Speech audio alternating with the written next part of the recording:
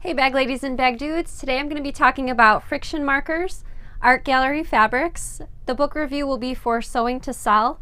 I'll be demonstrating how to make tapered corners for your projects, and I have a great giveaway at the end. I'm Sarah Lawson from Sew Sweetness. Thanks so much for joining me for Sewcial Sunday, my weekly sewing chat.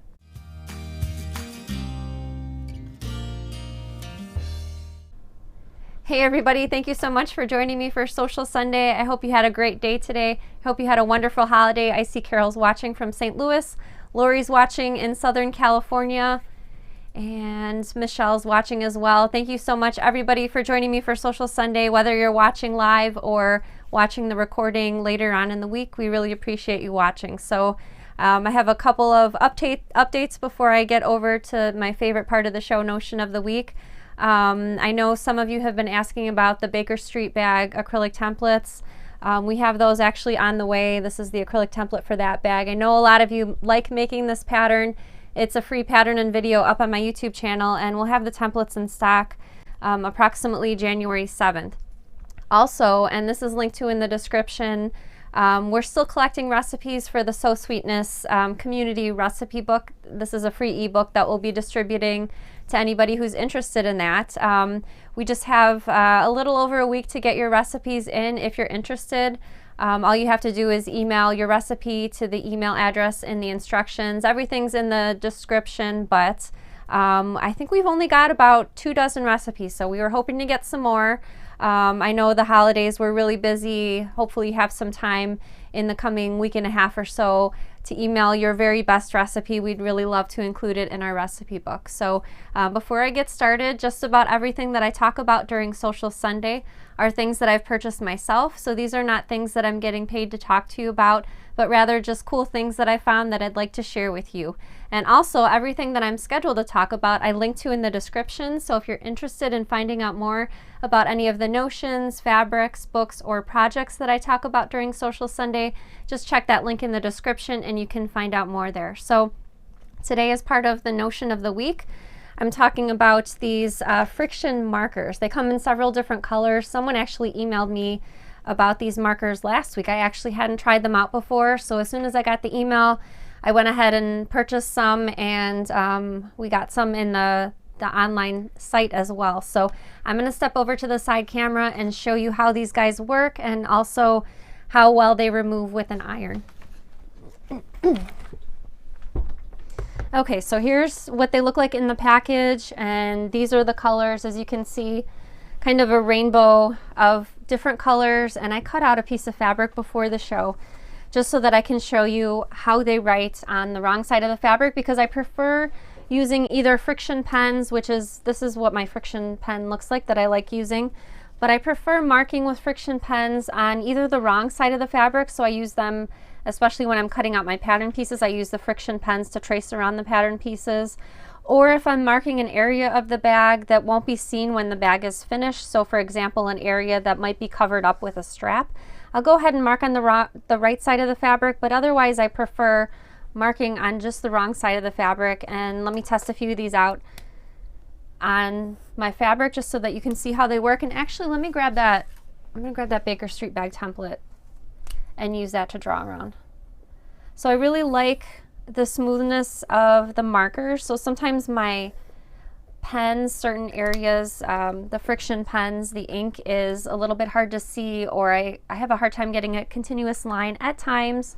Not a huge deal. I've certainly not stopped using them, but I like that the markers, the ink is really dark in the markers, and all of the colors I feel like are usable. So regardless on if I'm using either a dark or a light fabric, there's a color in the pack that can take care of marking my pieces. So the major test is if it irons off, which these markers are supposed to do. So I'm going to grab my iron and I'm just going to go ahead and glide it over all of those markings that I just made, and as you can see, they've all disappeared. So let me also mark on the right side of the fabric just so we can take a look at how everything removes on this bright red fabric. So I'm going to give my fabric a second to cool off, because as you know, if the fabric is hot already, the markings don't come out as well on the fabric, because they tend to disappear right away. So Here's some black markings on the fabric, and as you can see, they've removed completely. So I always like to tell people a little cautionary tale. Depending on the fabric that you're using, sometimes with the pens, in the past, I've had issue where I've drawn on the right side of the fabric, and then after I ironed it away, it left a little red line. And again, that depends on the fabric. That didn't happen here, but it's always a possibility, which is why I'm careful which areas of the fabric that I mark. But I really enjoyed checking out these friction markers, and as you can see, lots of pretty colors, and I really like how they iron off my fabric instantly, just like the friction pens do. All right, so I have a question for you. Let me know in the comments. Have you used friction pens or markers before? Go ahead and let me know in the comments right there. I'm gonna have Danny pass me some water because I feel like my voice all of a sudden is starting to go. No water for you. Please, Danny, some water. Can I have a new car? No. Oh, dang. So you have a hot question. Nancy says, do the marks return if the fabric gets cold? I have heard feedback from some of my quilt pattern designer friends that this can happen with the marks returning if the fabric gets cold, which is why, again, I recommend either marking on the wrong side of the fabric if you're making a bag, or mark on the right side in an area that won't be seen in the finished bag, such as an area that might be covered with a strap or a zipper. If you are going to mark on the right side of the fabric in an area that will be seen, I prefer to use the Clover Choco in white. I don't recommend any of the other colors, but white works brilliantly, and it just brushes off. Since it's chalk, it just brushes off your project when you finished marking with it. Okay, so this week, or this weekend, I was working on a selfish sewing project. I started working on a quilt. I know I told you recently on past shows that I was working on a quilt from the book by Victoria Finley Wolfe. The book is called Modern Quilt Magic. The particular quilt pattern that I was working from the book was called Cascade. So this is what the quilt looks like from the book. I actually purchased an acrylic template from Victoria Finley Wolfe's website to go with the quilt project. So all of the pieces are cut using this template, and you're cutting either right-handed or left-handed pieces. So to cut out, it was super quick. I just folded 3 different fabrics at a time in half so that I could get both the right and the left-handed curves at the same time. So I'm cutting through 6 layers of fabric at the same time. I used a bunch of half-yard pieces for my quilt, and I've got 3 rows finished so far. So I just wanted to show you my progress because I'm pretty pleased that I'm actually starting to work on a quilt for once instead of just bags all the time. So this is going to be a twin-sized quilt. I'm going to hold up probably the top half, and then I'll have to show you the bottom half separately because my table's kind of in the way.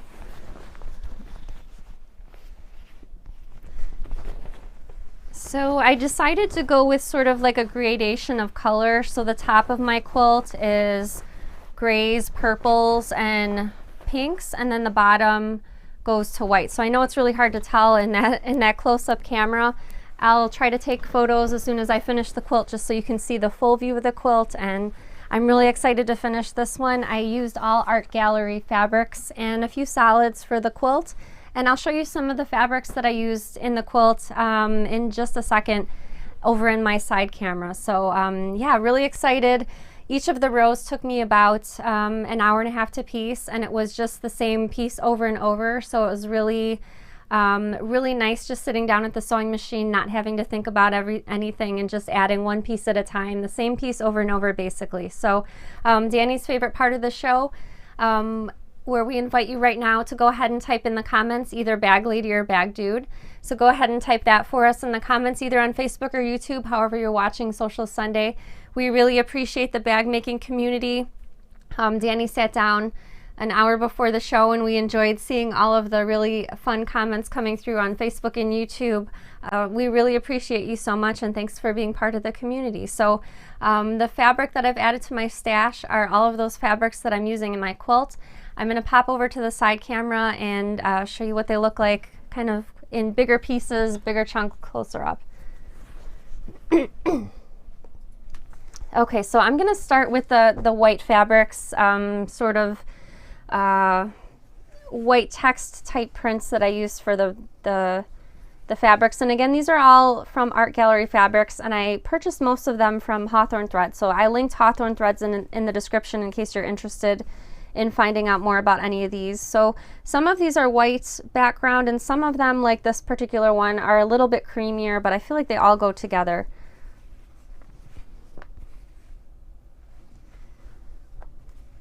And this one's another of the creamy ones with the text in cursive on it.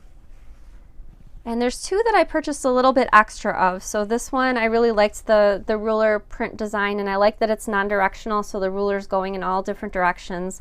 And I also liked this one, which is another non-directional with cities all over the world. So I thought this one was really cool as well.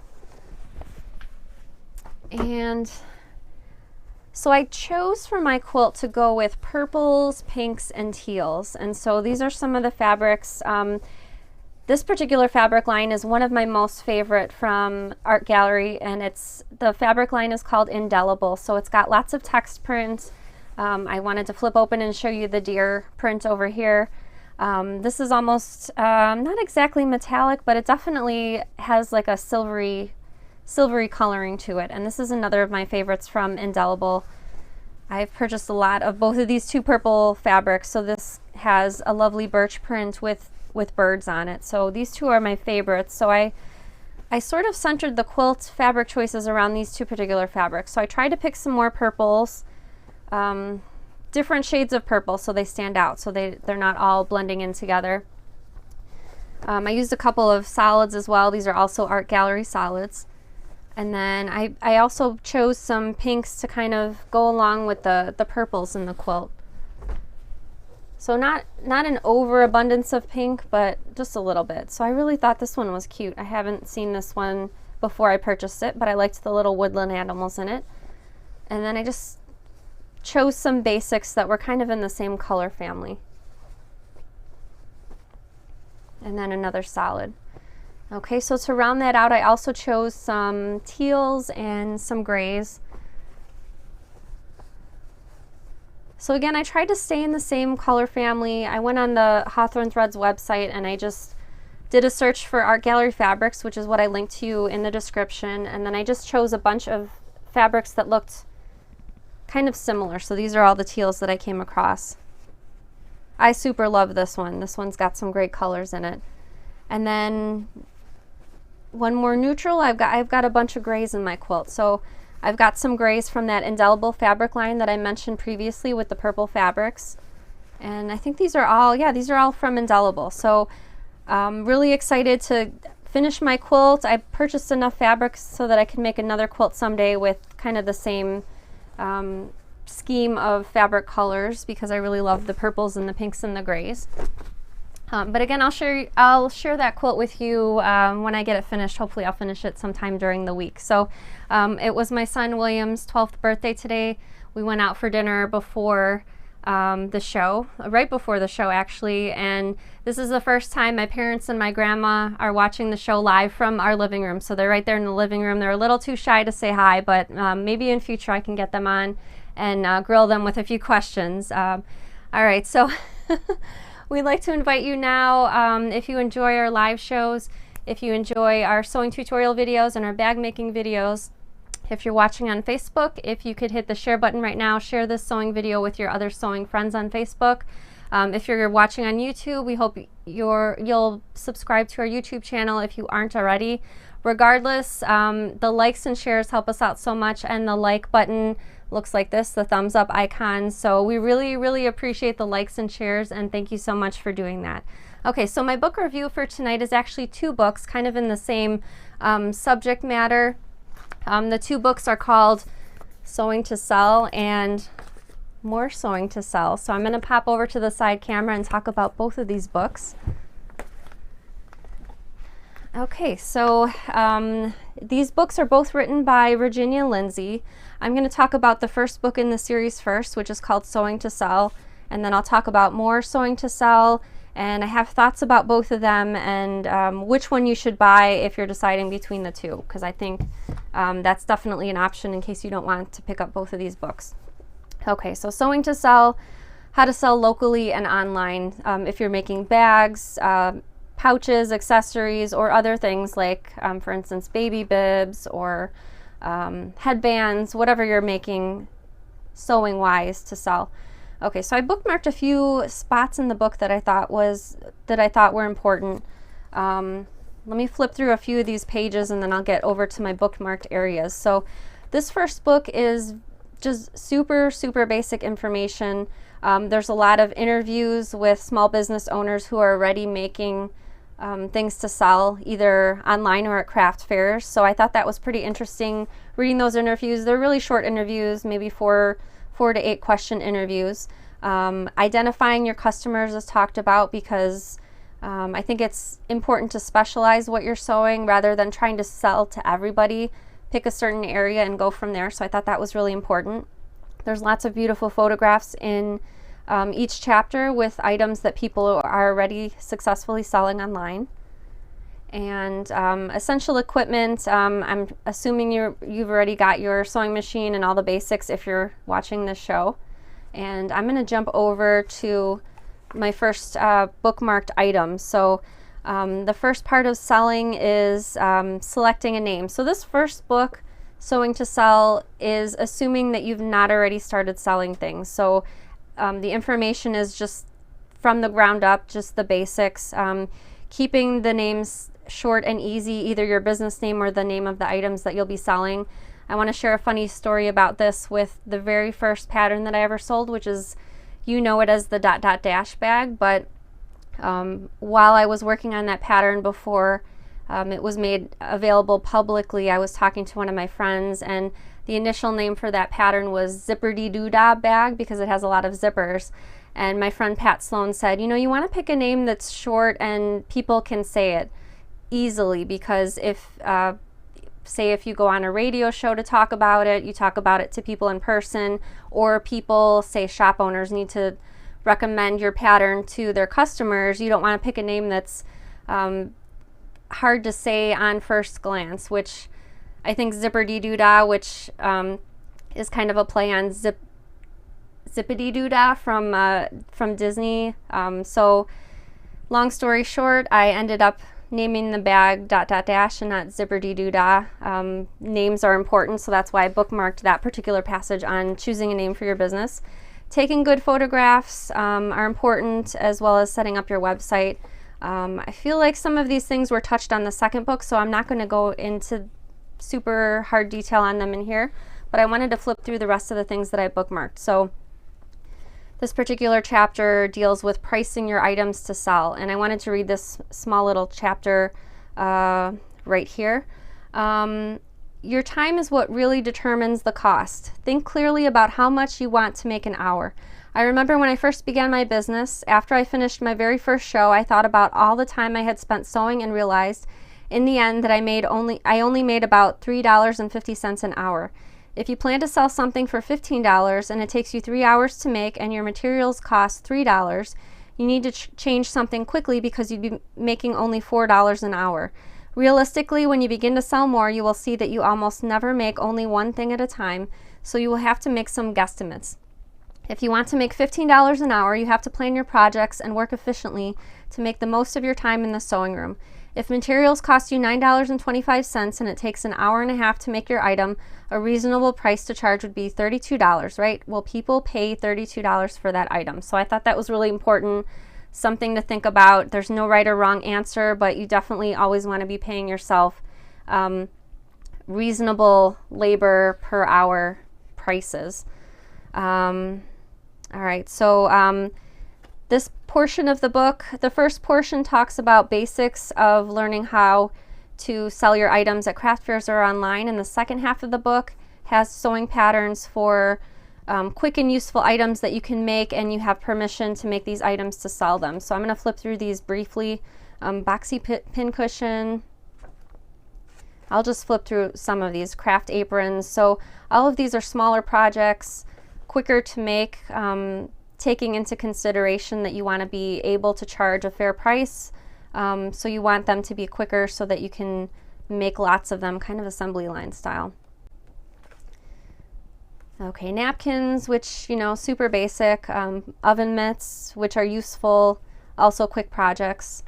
All right, so I'm not going to flip through all of these because we do have that second book to get through. But this is just, like I said, the ground, from the ground up, selling items if you've not started before. So the second book is called More Sewing to Sell.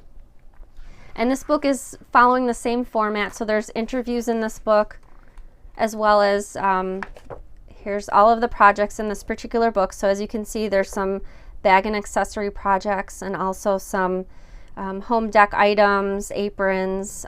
This is what's included as the sewing patterns in the back of the book, so the second half. So my personal opinion after reading through both of these books is that if you're only going to purchase one of them, purchase this one, which is the one that just came out. This one's the second one in the series, More Sewing to Sell. I found that this had a lot more practical information, not that the first book is bad, but I felt like this was a lot more practical information and specifics, which I always look for when I'm learning something, like what kinds of specifics can they give me, because I need the specifics so that I can learn. So I thought the very beginning of the book was really important, searching out your niche, like what kind of, where's your lane? So follow your passion. They talk about how to identify your customer. Do your research, look for things that you can make, see what else is out there. Making samples is super important, and confirming your products. So what kind of products are you going to be selling? What sorts of fabrics will you be making with them? And as with the first book, there's also short interviews, question and answer from other business owners.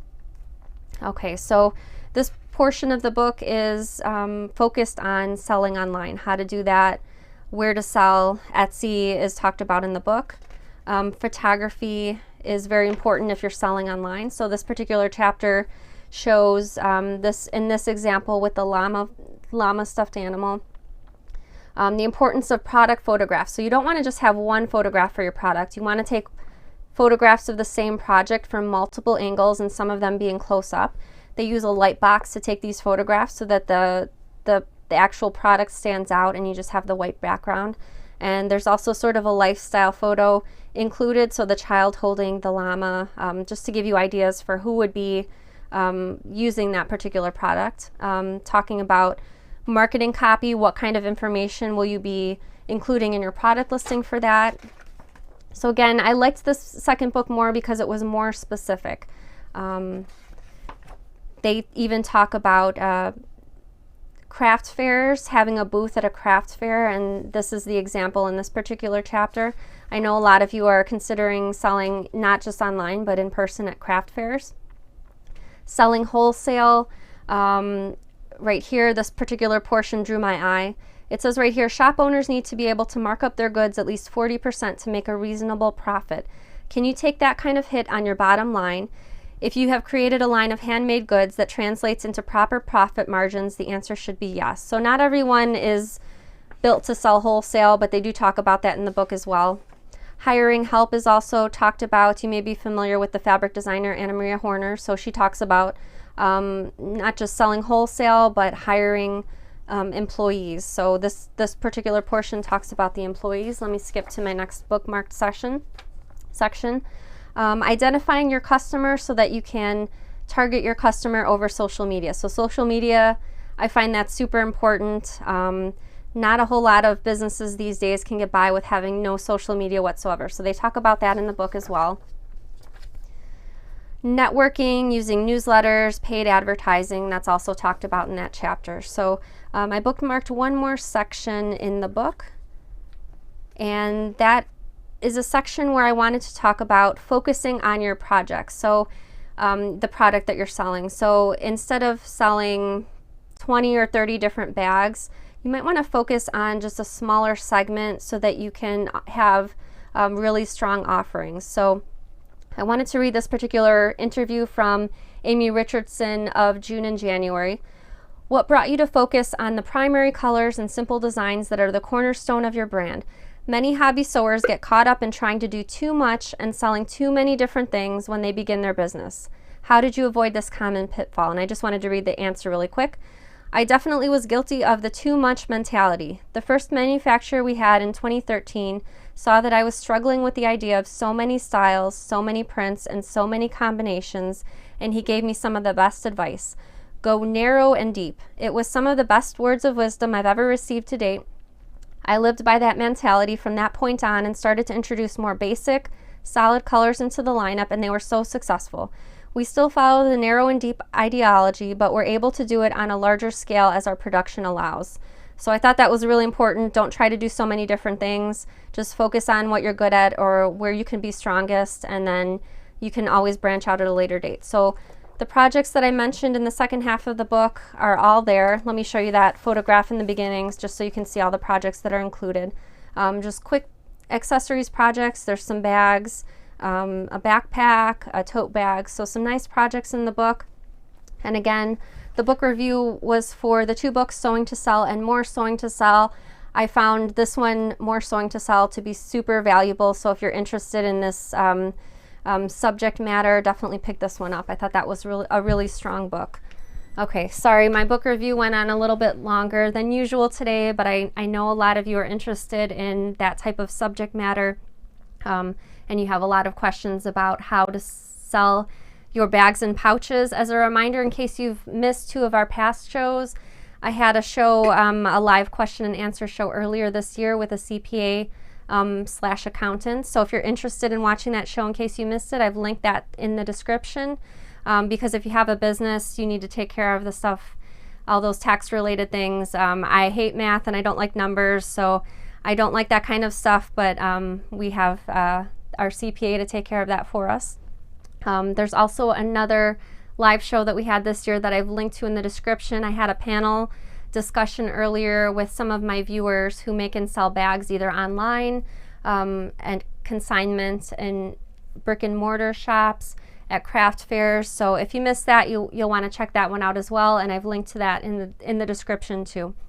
So I have a question for you. Let me know in the comments, have you ever sold a bag or a pouch? So I don't mean like gifting to family members, but actually had perhaps a custom order. Maybe somebody saw your bag and they wanted to purchase one just like it, but in a fabric that they preferred. Let me know in the comments if you've ever sold a bag or a pouch. All right, so my demonstration for this week is dealing with tapered corners. I apologize, this demonstration was supposed to happen last week, but I had a little bit of a last minute oopsie with not being able to find my polyfill, so I have that. I've got my pillows all here for the demonstration. Let me show you my pillows first, explain what's tapered corners, what I'm talking about there, and then I'll show you how that you can alter your fabric and sew it together to have some really nice corners. So I've got 2 pillows that I stuffed here. This will work with pillows. It also can potentially work with smaller projects like zippered pouches, but I feel like the pillow would be the main focal point for the tapered corner. So I'm going to hold up 2 pillows. I filled these with polyfill. They're both fabric cut to the same size, but one I've done the tapered corner on and one I have not. I've just left it alone and it's just a regular square. So let me try to hold these up. It's very subtle, but hopefully you can see the difference. So this pillow right here, it kind of looks more or less a nice square, and especially if you're placing this on your couch, it'll still look really nice and squarish. And this pillow over here, let me try to hold it up in the same spot so we can have a non-biased view. As you can see on this pillow here, the corners look a little pointy outy. Hopefully you can see that, and that translates on camera. So this is the pillow that I made using the tapered corner template that I created. So I'm going to step over to the side camera and show you how to do that. It's really quick and easy. Okay, so I've created a 1-page PDF document, which you can find this in the description and you can download it. As always, for any of my PDFs, I have a 1-inch square and a 4-centimeter square. So before beginning, you'll want to take your ruler and just measure either of those squares just to make sure that they measure exact. They shouldn't be slightly smaller or slightly larger. You want to print it actual size so the templates print out exact. So I've created 2 different templates, a larger one and a smaller one. So I don't find that you will potentially need to taper your corners on your zipper pouches, but if you're ever working on a project and you notice you're making a zipper pouch and when you turn everything right side out, you notice your corners are a little bit pokey outy like my pillow, I've created this smaller template for you. This will also be great for if you're making a square or rectangle pin cushion. I'm going to focus for this demonstration on the larger template that I've created. And this is perfect for pillows or bigger projects like bags or zipper pouches. But again, if you're working on a bag or pouch, you always want to sort of almost make the project first and see how your corners look. For the pillows, generally the pillows will work better with the tapered corner template. So I went ahead and cut out my square. I also cut with my rotary cutter this little inside line, and I left the paper attached on the two corners, kind of like a hinge. Okay, let me pull out my pillow fabric. So I cut 2 pieces of fabric. Depending on how big you're making your pillow, your size dimensions of your squares or rectangles will differ. I cut both of my fabrics at 15 inches. So I'm going to start, I'll start at this corner just so you can see the text on here. So I'm going to place the sides of the paper template even with the edges of the fabric, and then I'm going to take my friction pen or whatever marking tool that you like to use, and I'm just going to draw that tapered template right there. And if you prefer, you can take your ruler and just continue that line out there. And if you have a different way you prefer to use the template, if you prefer to cut this piece out and just use either the sliver or the bigger portion, you can do that as well. Okay, so you're going to mark all 4 corners of your square fabric. And I'm going to mark the other 2 corners as well. And you only need to mark one of the fabrics because we'll be placing them right sides together and then trimming them in just a second.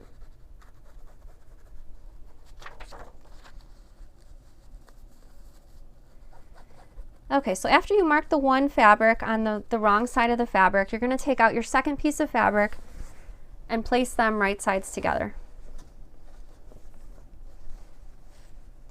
Okay, then you're going to take your scissors out and trim all 4 corners using the lines that you made. Okay, so I'm going to take my scissors and I'm just cutting on the diagonal directly on top of the line and just discard the scraps. So I'm going to do the same thing on the opposing corner. And then, of course, you want to hit those last 2 corners as well. Okay, so after trimming the fabric, it's time to start sewing. So depending on what type of technique you're using for sewing the pillow, I just sewed around the entire outer edge and left an opening for turning. You might be using an envelope style pillow or having a zipper in the pillow. It really doesn't matter the closure technique that you use. You can use these tapered corners on any type of pillow. Okay, so I've got my fabric cut out. Now it's time to sew everything together. So again, you're going to use the method for the closure on the pillow that you'd like, and you can also use the seam allowance that you like. So I sewed a sample before the show, and I used a 1/4 of an inch seam allowance. So I used blue thread, so hopefully you can see that, and that translates on camera. So I sewed that 1/4 of an inch seam allowance all the way around, and I left an opening for turning.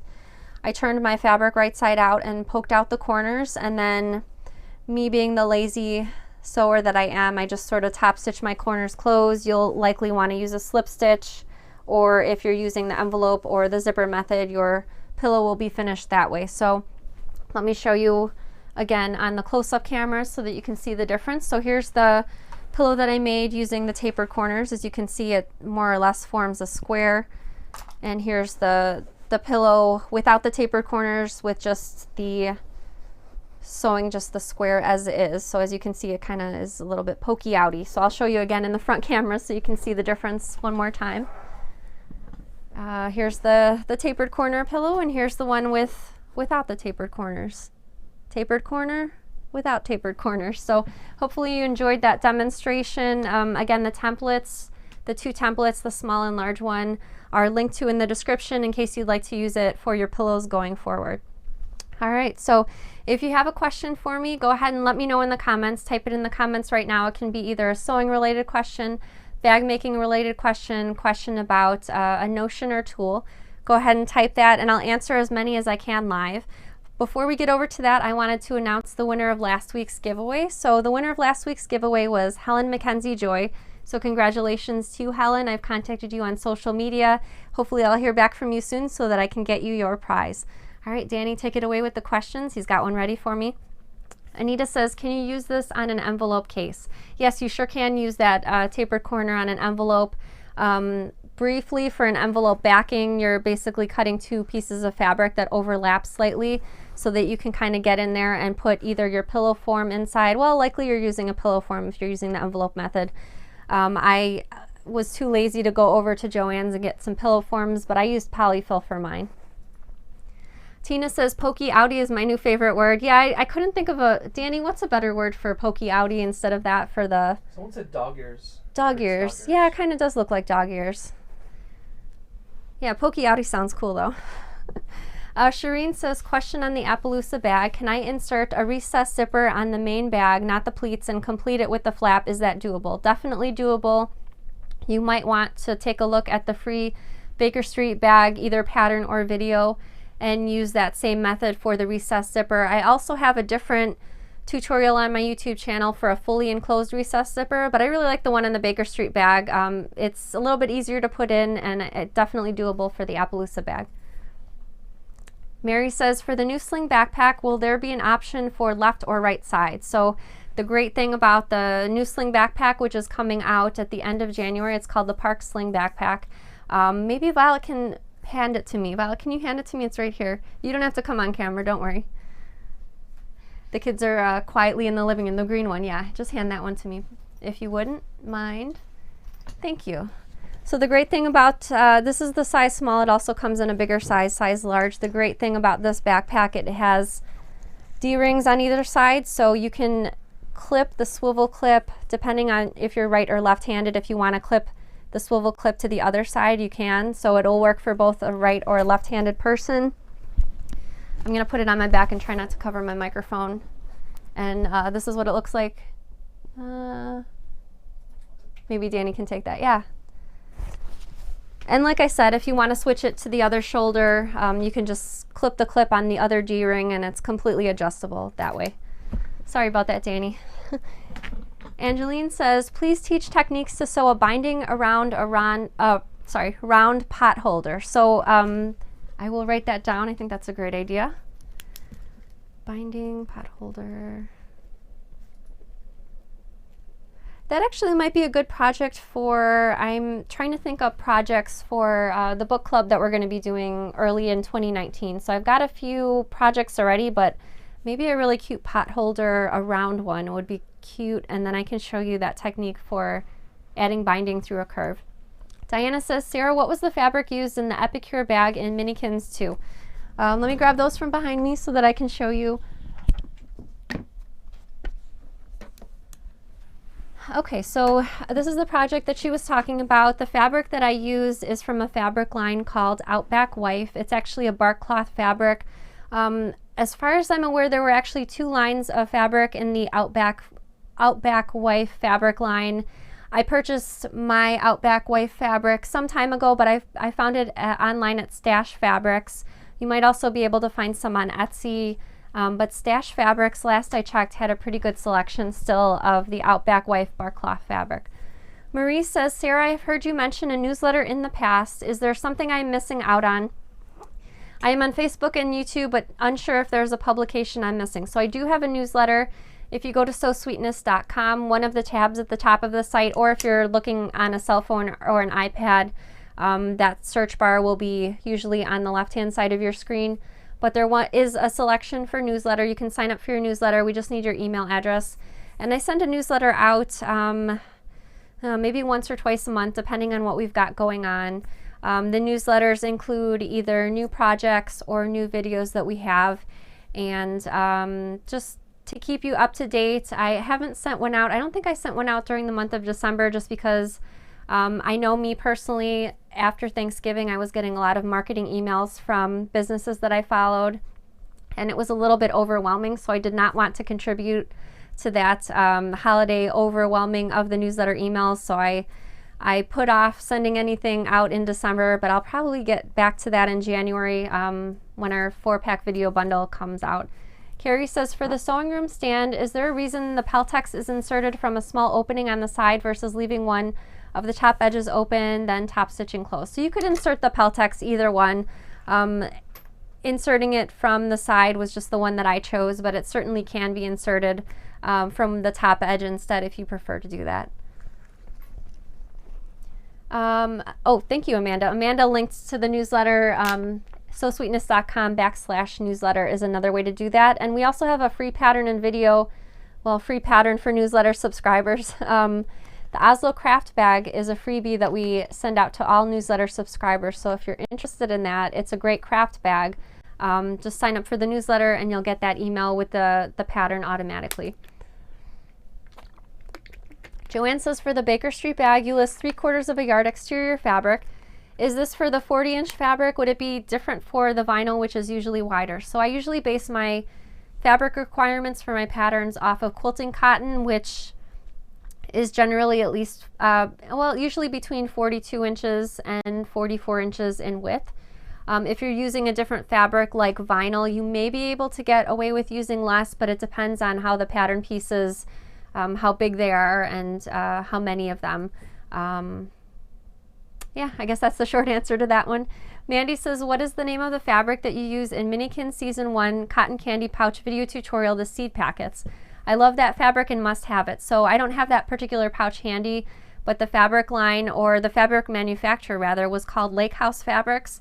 I think if you're doing a search for it, you might want to try searching for Lake House Fabrics and Seed Packet, because that fabric was, I don't know if the name of the fabric was Seed Packet, but the image on the fabric was Vintage Seed Packets. But again, that manufacturer was Lake House Fabrics. Beatles fan Sonia says, are you having a show on Tuesday, which is New Year's Day? We will be having a show because, as you've probably found out from our Christmas show, I hate to miss a scheduled show. Like, I really, really do not like, I don't like the idea. I know a lot of you enjoy watching the show. Some of you don't have family to go to over the holidays, and so I feel very responsible in following through and not missing shows and being there. So we are going to have a show on Tuesday, which is New Year's Day. I'm not sure what exactly we're doing yet, but we will be there for our scheduled time at 7 p.m. Central Time. Christine says, my first time to see you live. The time is 2:37 a.m. in Norway. Wow, you stayed up late. I'm really glad you could join us live, Christine. Thanks so much for making the time and fitting us into your schedule.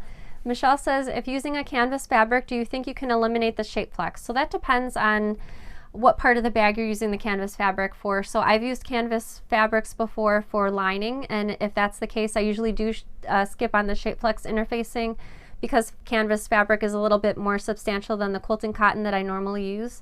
If you're using it for the exterior, which I've done in the past also, I tend to use the interfacing as called for in the pattern, especially if it's a foam interfacing. If you're using the canvas for a smaller area of the bag, like a flap, and shape flex is called for in the pattern, you might be able to skip it. But it depends on the part of the bag. I usually tend to veer on the side of using the interfacing still as called for in the pattern, unless you're using it for the lining. Gwen says, will there be a January project for the month? Too busy to do the binary pouch in December. So we are going to start off as we did in 2018. In 2019, we're going to have a once a month Minikins challenge for Minikin Season 2. We're also going to be having some contests and challenges later on this spring for any of my patterns. So any of the free patterns, paid patterns, patterns with videos, magazine patterns. I haven't done one of those in a few years, but they do exist out there. We'll have contests for all later in the spring, but the Minikins challenges will be starting January 1st, which I guess is in 2 days. So I better get on that and figure out which pattern that will be. Carla says, how's your mother and grandmother enjoying the live show? Yep, my grandma went like this. A-okay. All right, Danny's calling. That's it on the questions. So I have a giveaway for tonight, and the giveaway is, oh gosh, I know this is going to be shiny in the package. Danny hates the shininess. I'm giving away 5 yards of Tula Pink Zuma fabric, coordinating green fabrics, and all you have to do to enter the giveaway is answer my giveaway question. I'll draw one randomly drawn winner at the end of the day this Saturday, and all you have to do to enter the giveaway is type the answer to this question on either YouTube or Facebook in the video comments. What is your New Year's resolution? So my New Year's resolution is to, I don't want to say healthier because that's just the random cliche type of thing, but I'm planning to go to some Pilates classes with at least one of my friends. And I just want to do as much as I can to be healthy. So I don't always eat the healthiest, but earlier this year I started taking several different vitamins. I thought Pilates classes would be great because I don't do a lot of exercising.